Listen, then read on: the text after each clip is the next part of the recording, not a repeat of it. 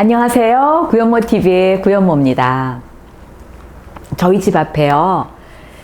아주 수년 전에 감나무를 심었어요. 너무너무 감이 안 열리는 거예요. 그래서 우리가 이 감나무를 빼야 되나? 그렇게 고민을 했는데요. 드디어 올해 감이 몇 개가 열렸습니다. 우리가 어떻게 올해는 감이 열릴지 예측했는지 아세요? 저희 남편이 그러더라고요. 올해는 감이 꼭 열릴 거야. 그래요. 그래서 당신 어떻게 알아? 그랬더니 꽃을 보면 안 돼요. 그 꽃이 열렸기 때문에 그러면은 그 꽃 다음에는 열매가 열린다는 거죠. 그렇구나. 예쁜 꽃이 있어야 그 다음에 열매가 열리는구나. 여러분 이거 다 상식적으로 아시는 거잖아요. 자, 오늘 제목은 버려야 얻는 것입니다. 이런 말이 있더라고요. 나무가 꽃을 버리지 않으면 열매가 없고 강물이 강을 버리지 않으면 바다로 갈 수가 없다. 맞죠? 아무리 꽃이 예뻐도 그냥 꽃만 계속 달려있으면 사실은 열매가 없는 거죠. 꽃이 떨어지고 그리고 그 자리에 열매가 맺는다는 겁니다. 자, 그래서 제가요, 오늘은요, 무엇을 얻기 위해서 해야 할 것 중에 하나가 버려야 할 것이 더 중요하다는 거죠. 무엇을 얻기 위해서는 반드시 버려야 될 것이 있다는 거죠. 그래서 성공으로 가기 위해서, 정상으로 가기 위해서 오늘은 꼭 버려야 할 두 가지에 대해서 여러분과 나누고 싶습니다.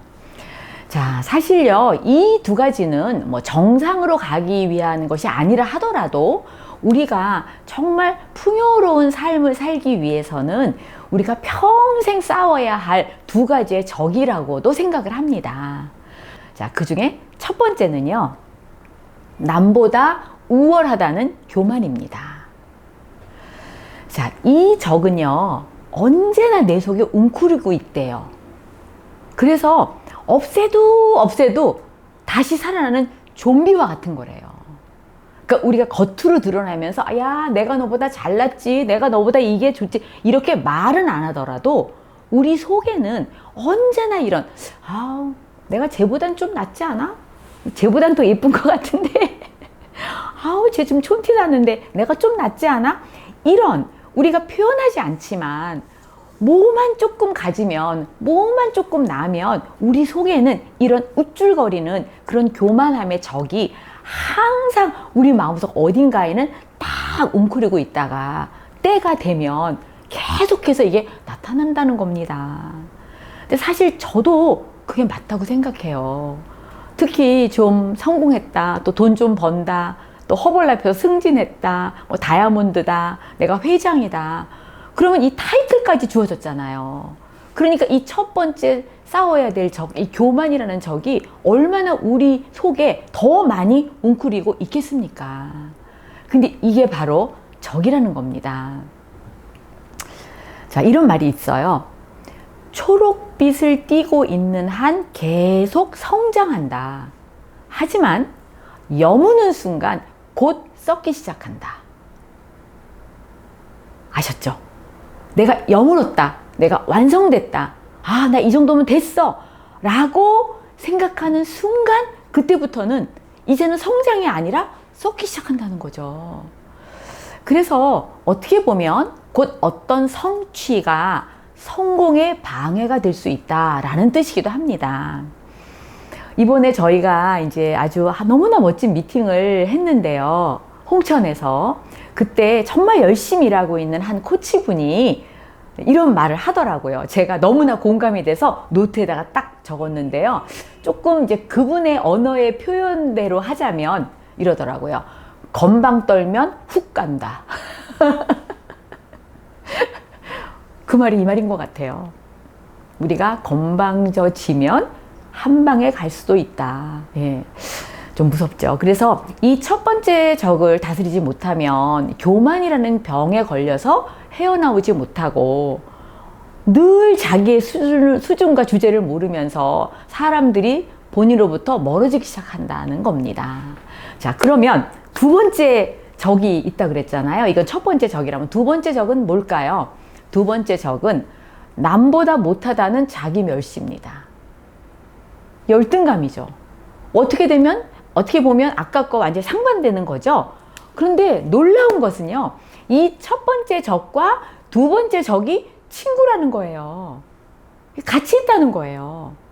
그래서 남보다 우쭐대고 남보다 더 잘났다는 이 교만이라는 병과 남보다 못하다, 나는 열등감이 있다, 그런 자기멸시가 같이 공존한다는 겁니다. 우리한테요. 한 사람에게요. 자, 그런데 이 병이 얼마나 심각한 거냐면, 이 적이 우리에게 이제 끼치는 나쁜 영향이 얼마나 심각하냐면은요, 일단은 나를 괴롭힌다는 거예요. 그리고 나의 모든 관점을 부정적으로 바꿔놓는다는 거죠. 거기다가 냉소적으로 만들고, 그 다음에 내 곁의 사람들을 굉장히 지치게 만든다는 겁니다. 그래서 결론적으로 말하면 이 두 번째 적은 내 삶의 퀄리티, 내 삶의 질을 떨어뜨린다는 거죠. 바로 엘리어트라는 분은 이 적을 어떻게 표현했냐면요, 내 스스로를 감옥에 가두는 병이다, 이렇게까지 표현을 했거든요. 사실 그래서 이 두 가지가 어느 누구에게나 약간씩은 언제나 있다는 거죠. 그래서 이 두 가지를 내가 이겨내야만 여러분들이 정상으로 향해서 다른 사람들과 어울리면서 여러분들의 자존감을 더 높이면서, 그리고 여러분들 풍요로운 삶을 살 수 있다는 거거든요. 사실 성경에도 보면은요, 여러분, 하나님이 이 우주를 다 만드시고 이 세상을 창조하신 하나님이 어떻게 표현하셨는지 아세요? 한 사람이 천하보다 귀하다고 표현을 하셨어요. 이 유튜브를 보고 계신 많은 분들이 계신데요, 이렇게 뭐 1000명이어서 3000명이어서 이 그룹이 참 귀하다가 아니고요, 바로 당신 한 사람이, 바로 여러분 한 사람이 하나님이 창조하신 이 모든 만물, 이 천하보다도 더 귀하다는 거죠. 이건 대단한 메시지죠. 그러니까 여러분 한 분 한 분이 이렇게 존귀한 존재라는 겁니다. 자, 그래서 저는요, 이 정상으로 가는 길은 쉽지만 않다, 저는 이렇게 말씀드리고 싶은 이유가 뭐냐면은요, 바로 이 두 가지 적으로부터 내가 이기고 승리하는 길은 마치 자전거의 페달을 밟는 거와 비슷하다는 거예요. 이게 무슨 말이냐면, 여러분 두발 자전거 타보셨죠? 두발 자전거는 이 페달을 밟아야만 쓰러지지 않는 거예요. 만약에 계속해서 페달을 밟지 않잖아요? 그러면 뭐 답은 정해져 있습니다. 오른쪽으로 넘어지거나 왼쪽으로 쓰러지게 돼 있어요. 그런데 이 오른쪽에는 제가 아까 말한 첫 번째 적이 도사리고 있는 거죠. 우쭐거리고 건방 떠는 그 적이 도사리고 있다면, 바로 왼쪽으로 쓰러진다면 내가 저 사람보다 못해, 나는 너무나 부족한 게 많아, 나는 뭐뭐 때문이야, 이렇게 자기 멸시와 열등감에 빠지게 된다는 거죠. 그러면 오른쪽이나 왼쪽으로 쓰러지지 않는 유일한 방법은 뭘까요? 페달을 밟는 것을 놓치지 말아야 된다는 거죠.